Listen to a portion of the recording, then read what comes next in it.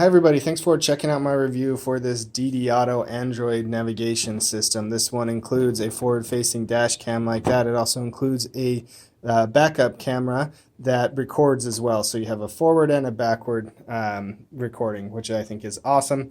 I bought this for my 1960 Studebaker, and mostly because this will sit on the dash and it won't be too obtrusive. And I really wanted a backup camera on that thing because it's not easy to back up.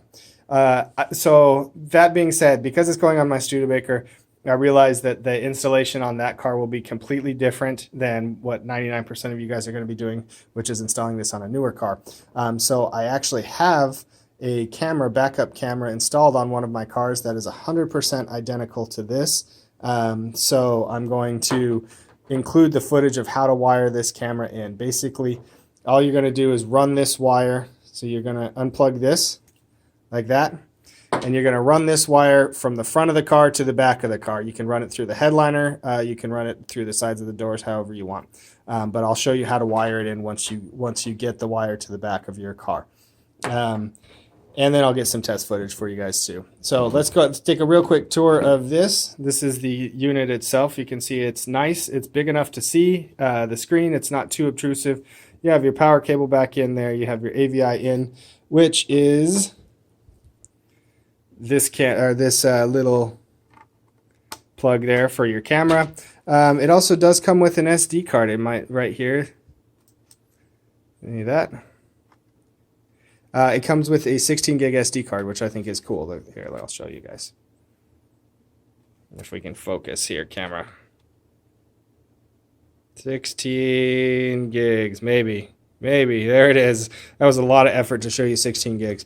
Then you're just going to pop it back in place here. You can put a SIM card in as well. I'm not going to do that because I can't. And then here's your GPS antenna. Let me focus again. And the GPS antenna just plugs right into the back here. So it comes also with these little stickers that you can put on the bottom of your GPS antenna and mount it wherever you want within that range, obviously. One thing I do want to say, so here's the power cable. It is a cigarette power cable, cigarette lighter. I do want to say that it's probably worth getting one of these. This is a hardwire kit. I purchased this from AliExpress for like $3. And basically it just hardwires into the fuse. And then you get one of these. It's called a mini tap. You plug this into the power, into the red like that. And then you tap into your fuse block by just plugging that into an empty spot. Then you just ground this out and everything is hunky-dory and you're hardwired in, super easy peasy. Now, but I'm not going to do that because I'm going to show you how to install it with what comes in the box, and that is this cigarette adapter. So with that, and then here's the base for it as well. And it does come with a sticker here on the bottom. You just take the sticker off, plop it on your dashboard, mount this. This just slides onto the top like that. It's easy to get on and off, which I think is nice if you don't want to keep this on your dashboard all the time. So let's go ahead and take a look at the software. I'm going to open this thing up. Hold this as the power button down here at the bottom. It does have a battery installed, which is charged reasonably enough to at least show you guys. If you have it wired in, or if your cigarette lighter has power to it constantly, it will just go into sleep mode and you don't have to power it on every time. It does have a companion app that you can actually mess around with. I'm not going to show you that. It's not something I use a lot. But this is the main system here. So up here is Google Maps. Oops, it got impatient with me. All right, so up here is Google Maps, which I think is awesome. I have it set to turn off after 15 seconds, so that's why it does that. So let's go ahead and turn it on. Oops, I think I hit off. But anyway, that's Google Maps, so we can show you that. I'll show you that a little bit more when it's out and about. This is the home button here. This is your front camera. When you have the backup camera, it will show up. Actually, oh, you know what? It doesn't have power. Maybe it will. Let's see. Let's try this. I think that, let me plug this in. I think that it actually gets power from the unit itself, which I think is cool. There it goes. All right. So you can see you don't have to hardwire this in. This, oh, no, you can't see. Now you can see. So this is the backup camera here in the corner. You can actually switch to the backup camera. See that? So it's really cool because the only thing that this wire does is send a signal to turn on the camera and switch the screen to the backup camera. So basically what you do is you tap this wire in to a backup light. I'll show you how to do that. So when the power goes, or when you put the car in reverse, the backup light turns on, sends a signal to this unit to automatically switch to this backup camera. But if you're in the unit already, if you're driving forward and you want to look behind you with the backup camera, you can just hit that that cam there, and you can see the front cam. You can see both cams. And that's how you switch. So this is the front camera. If you want the front camera to be the bigger unit, the main unit, you just click like that. All right, and let's go back home. It's got an FM transmitter built in. So you can tune. You hit the open button, and now it's sending out a transmitter and transmitting signal. And you can actually tune to the radio station so that you can, if your car doesn't have Bluetooth, you can link your phone to this unit and stream it right through here. So I think that's pretty cool. Also, it is a decent FM transmitter as well. Play Store, you can install anything you want. I'm going to actually install Kodi. You have to be connected to the internet. And then this is your app drawer, so any of your apps here. So I'm going to install Kodi and try that out and see if we can put a movie on there. I think that would be kind of cool. So let's go into the settings, which is up here. So this is the setting. You can change the volume and the brightness. You can also change the volume and the brightness right here. There you go. Oops, sorry. So we're going to hit the settings. So these are all the units here, or sorry, the settings here. I'm going to go ahead and turn on the Wi-Fi. And it should connect with mine. Yep, it's connecting now. So now everything else should work. This is the DVR settings. So I have it set to go to sleep, 15 minutes. After the car stops, so after it loses power. If you get in an accident, it'll automatically wake up. This is the video lock, which if you get in a car accident, it's got a G sensor in here that will actually lock the video so that it won't be overwritten. Because what happens is this records onto that disk as a loop. So every few minutes, it will actually override itself. So let's do system updates. Sorry, I said that wrong. It's not every few minutes. It's when it reaches the end of the 16 gigs, it'll start to override itself. If you have that lock on there, if you get in a car accident, it won't be overwritten. So there we go. System updates, you're going to want to always check online upgrade. We'll make sure we are installed. It says the latest version is installed. Let me see if I can get this to stop focusing. It's always hard to show a screen on a camera, but oops. Then there's some more options here. This is more of a typical Android operating system. So basically, you're going to go to Bluetooth, and you can pair your phone with this unit, and that's how you're going to do it in there. So let's change that. This is just all the typical Android settings here. Let me see if there's anything I need to show. No. I think that's it. You can turn on a portable hotspot too, which I think is kind of cool if you have a card in here, like a SIM card, you can actually use this to give Wi-Fi to your entire car. So that's pretty cool. All right, this is the DVR Assist app. It comes up to ask you if you want to do that. I'll tell you what, I'll write in the description all the stuff that it can do, and you can kind of make your decision if you like it or not. You do have to sign in using a Facebook account, which was kind of my only complaint. It didn't post anything to Facebook. It just, for some reason, that's what it wanted to do. File management. So internal and SD card. It will tell you that. I think that's it, right? So this is one of the things. I think one of my really only complaints with this is that something got lost in translation. Instead of enable, it says embali. So there's a couple little grammatical errors, but obviously you can still tell what it is, so it's not that big of a deal to me. So that's all the settings there. You can actually turn it off if you don't want it running all the time. You click this button once and it will send it to this screen, which is a compass and a clock. And if you click it again, it shuts the whole thing off. Click it again, it turns everything back on.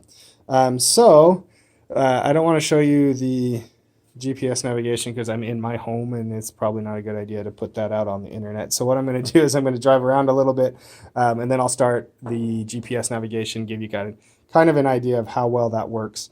You can download the maps for offline mode, which is what I'm going to do, because then you don't have to have your phone synced to your phone the entire time.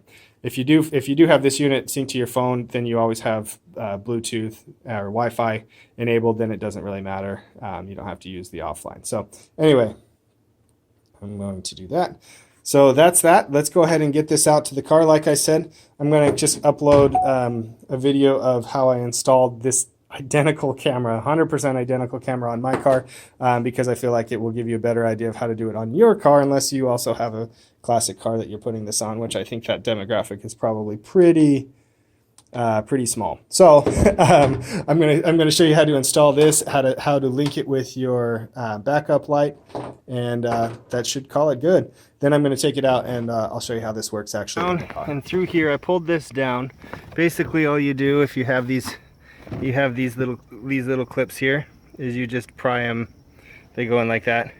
You just very carefully pry them out. I have this tool that slides underneath and pulls it out, but you can do it with a screwdriver if you do it carefully. So then I ran it. I had to run it all the way through here. I just kind of fished it through there because I want it pretty clean. I wanted to come up through this wire loom. So if I would have been smarter and paid attention, I would have just ran it from the headliner back to the driver's side instead of the passenger side, and I wouldn't have needed to cross over. But I wanted to show you this too. So these wire looms, basically they are just plastic, and then they're covered in this wrap. So all you do is you feel down here, you can feel where it's split. So it's split like this, and you just run a knife along, cut this plastic wrap, and then you can feed this wire right inside, and I'll show you that here in a second. Basically find the opening like that, and you just push this into it just like this. I'm going to feed it along inside this wire loom all the way up. So I ended up taking the plastic covering off, which was this thing. So what I'm going to do to replace it is just wrap some electrical tape around. So we'll just use this like that. And we'll rewrap. So I'll start from up here just to show you. And you just wrap it nicely all the way down.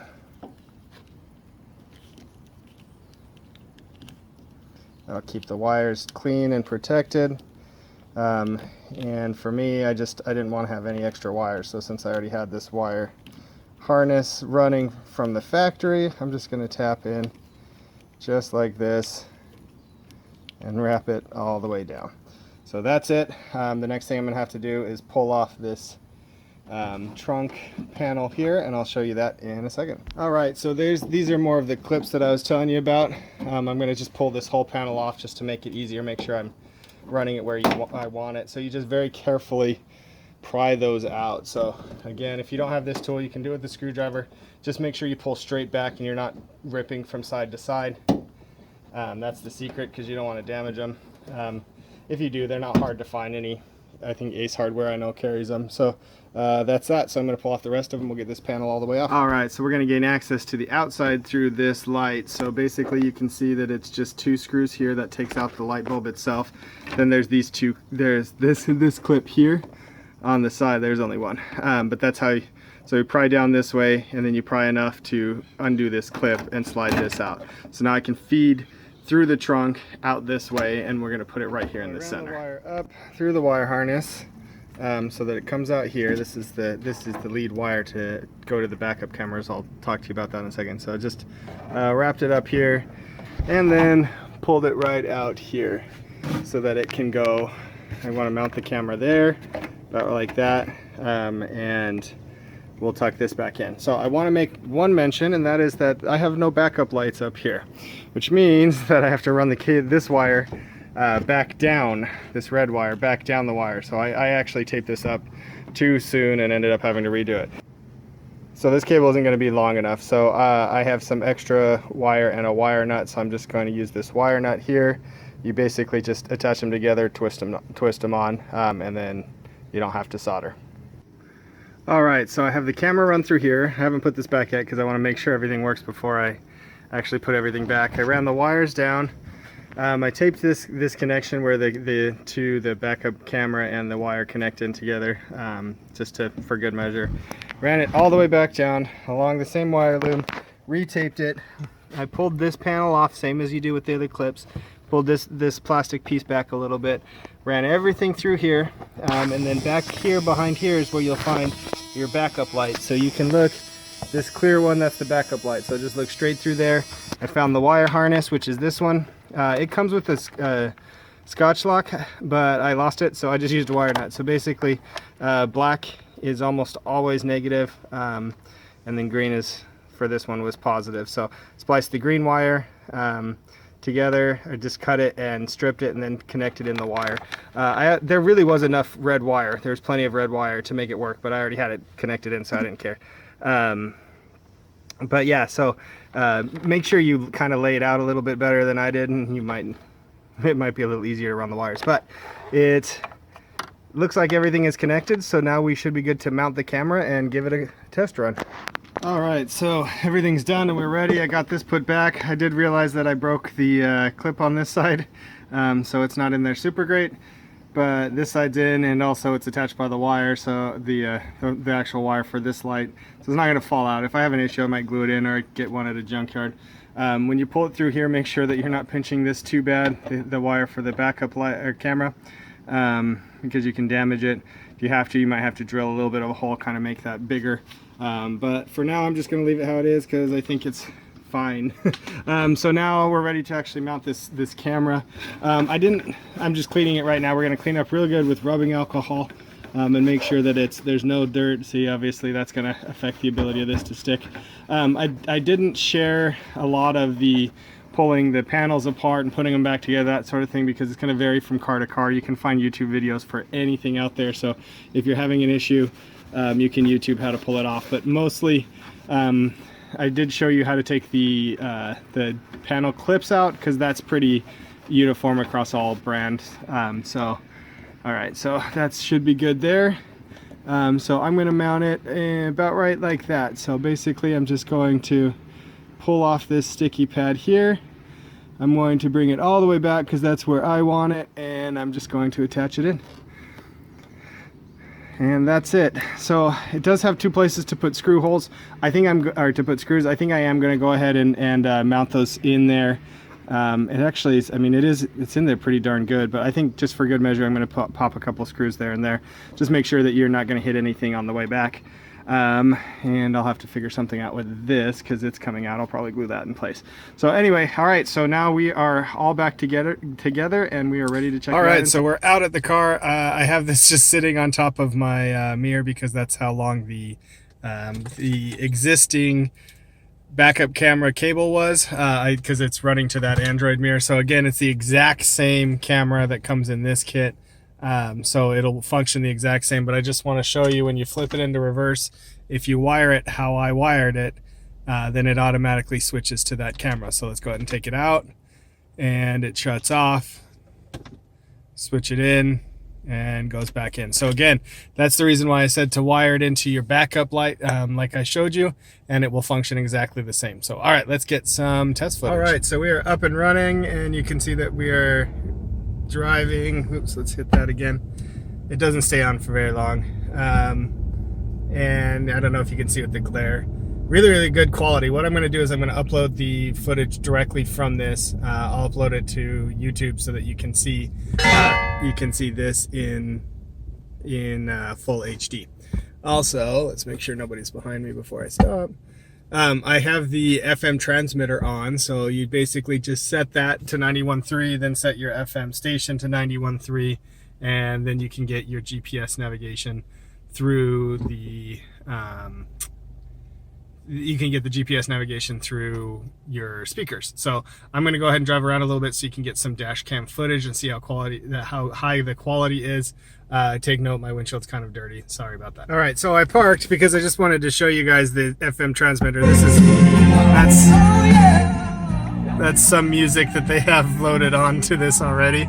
But you can hear the FM transmitter in the middle of the city is actually really good.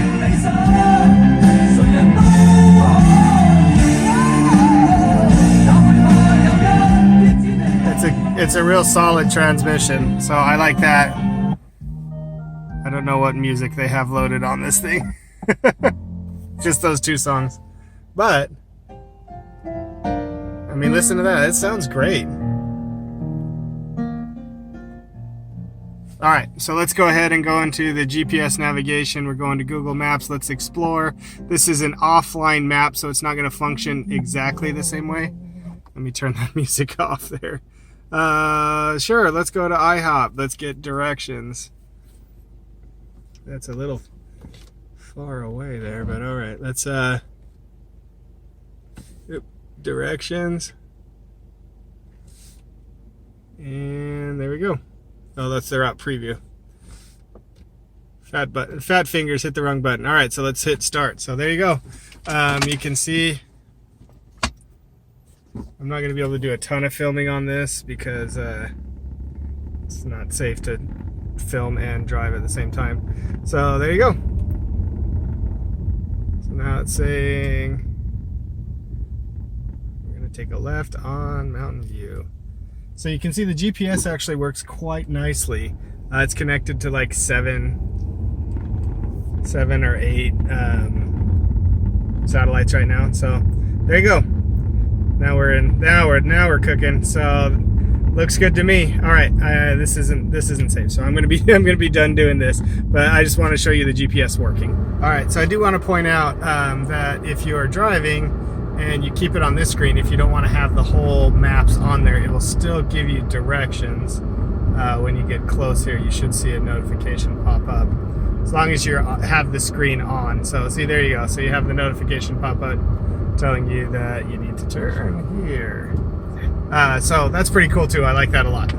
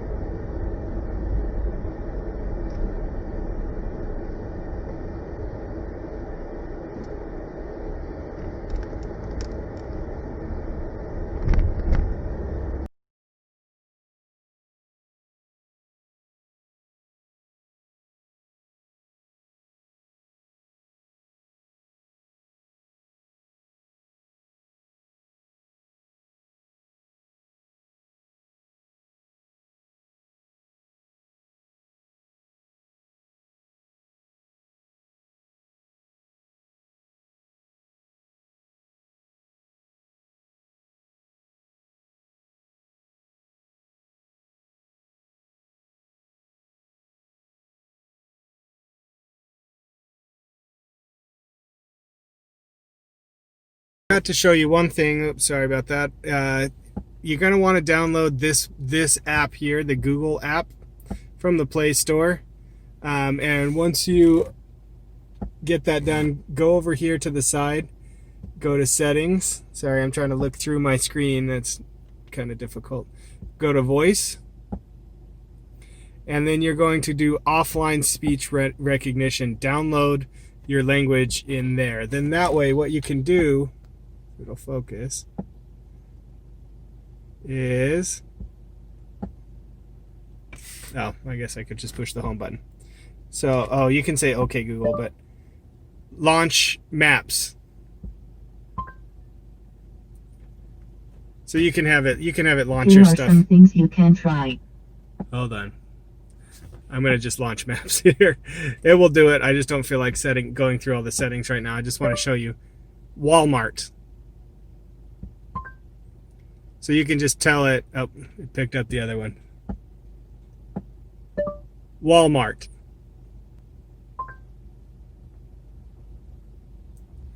There you go.